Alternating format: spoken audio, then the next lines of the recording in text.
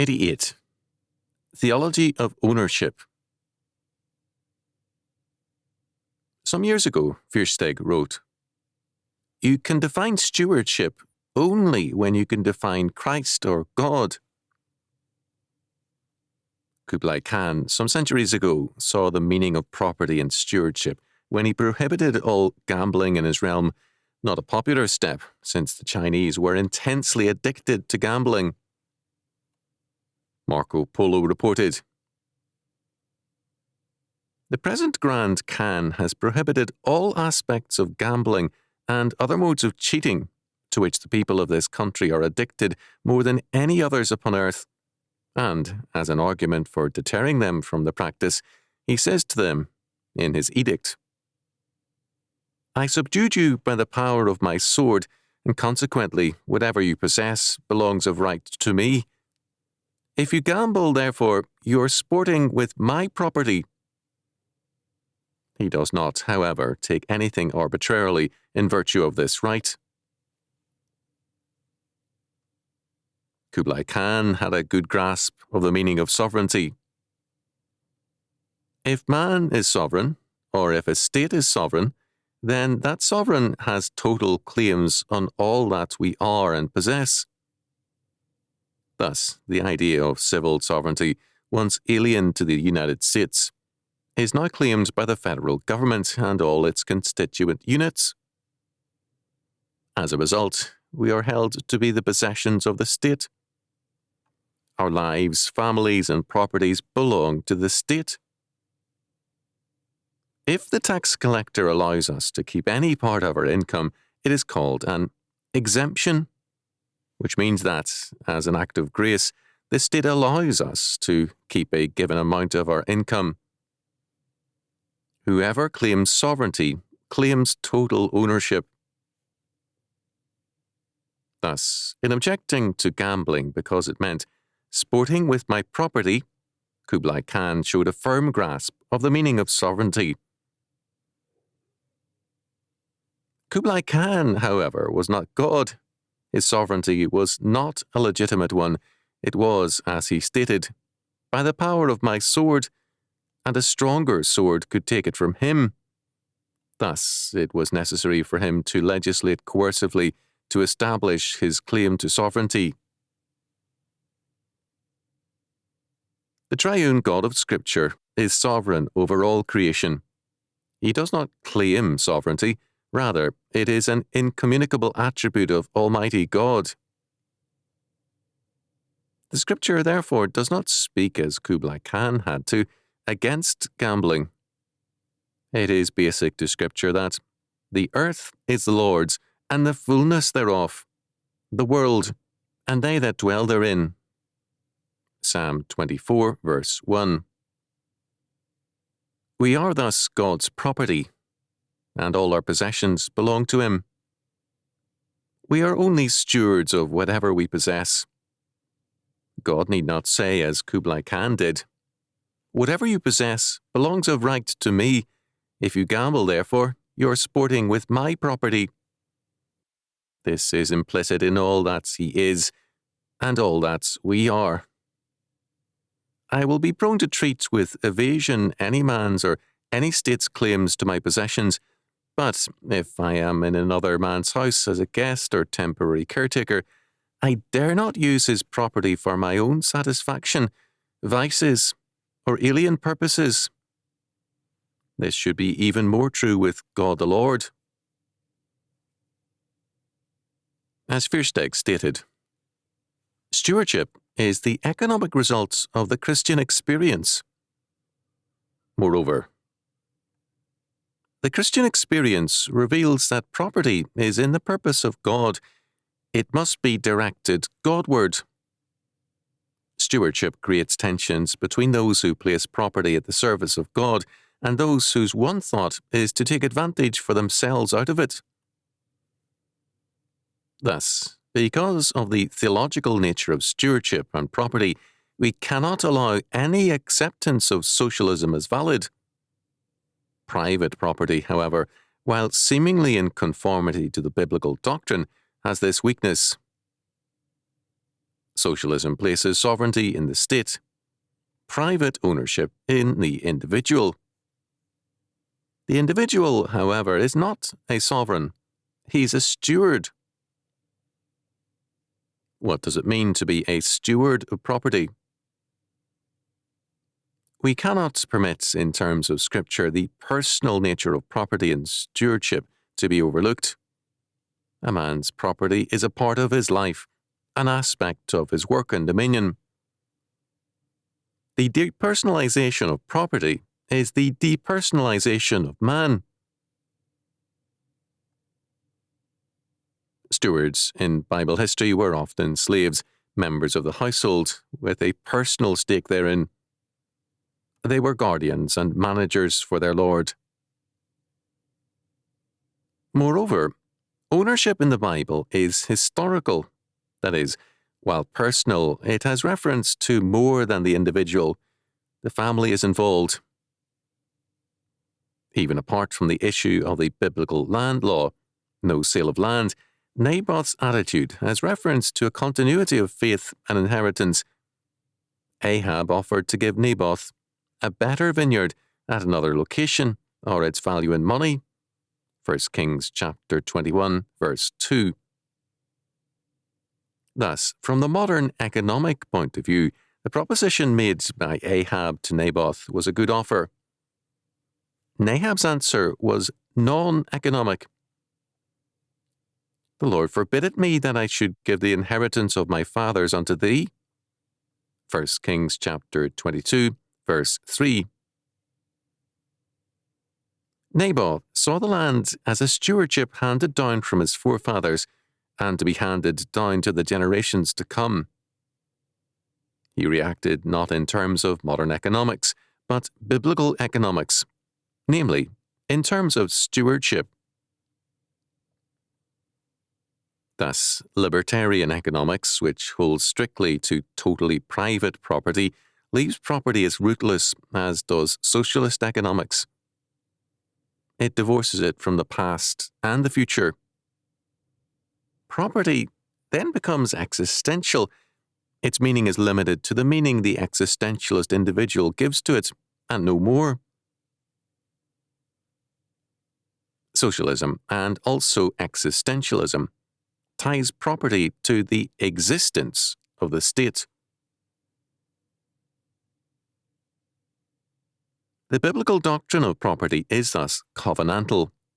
It begins with God's covenant, and it is concerned with the continuity of that covenant in history, and is concerned with its prosperity. The blessings and curses of the covenant have to do with life and property. Deuteronomy chapter 28. The point of Zechariah chapter 1 verse 6 and of Malachi chapter 3 verses 8 to 12, as well as all the prophets, is that life and property without stewardship to God plainly leads to God's radical judgment.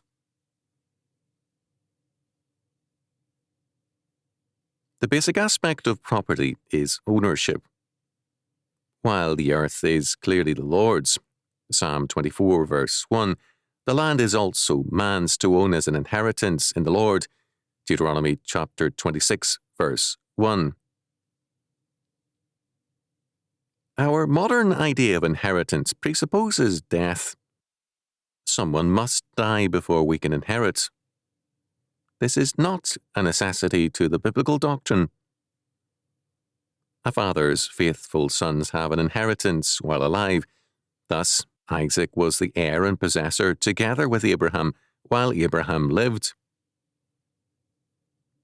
Because property in Scripture is a family possession, it is such during the lifetime of fathers, children, and grandparents. This appears clearly in the parable of the prodigal son, who in the lifetime of the father took his portion and departed.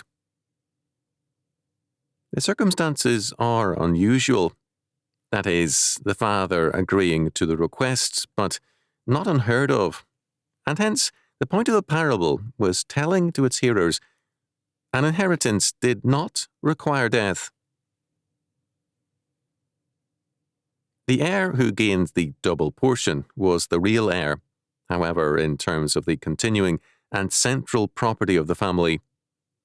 The covenant man, God's Israel, is thus required to support the father.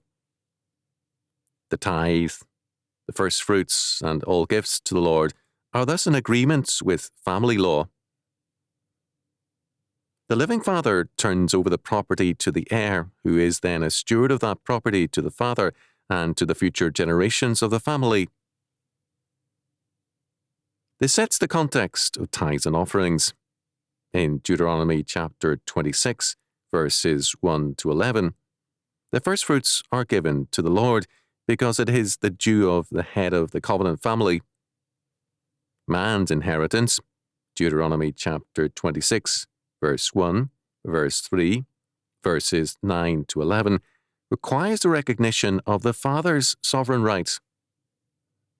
The first fruit stresses the first place of the father in all that our inheritance produces.